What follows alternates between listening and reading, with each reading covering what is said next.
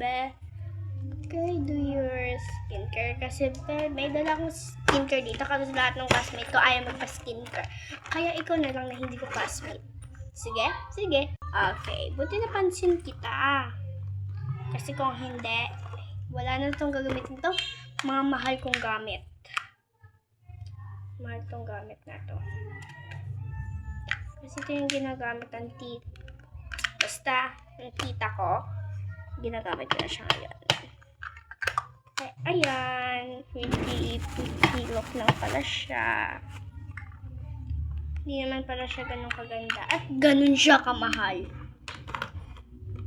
Mahal yung ginastos ko dito.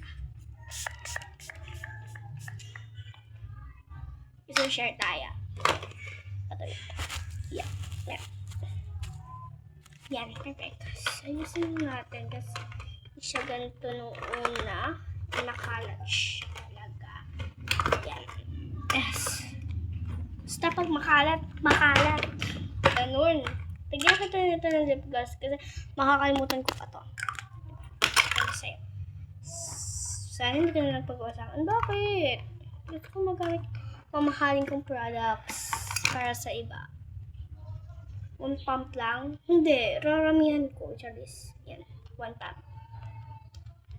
Kakamayin ko lang kasi hindi ko dala yung mga brushes ko. At saka yung na-brush ko sa'yo, hindi kayo pwede gawin dito sa foundation na to. Kasi mahal yon at mahal yung ginamit ko. Nasa mga 2,400 yon. Ito 1,000 lang to. Hindi ko pwede gawin sa'yo yun. Perfect! Nagiging mukhang tao ka na. Spray. Yan, perfect yun sa'yo. So, close na natin tong mamahal kong gamit.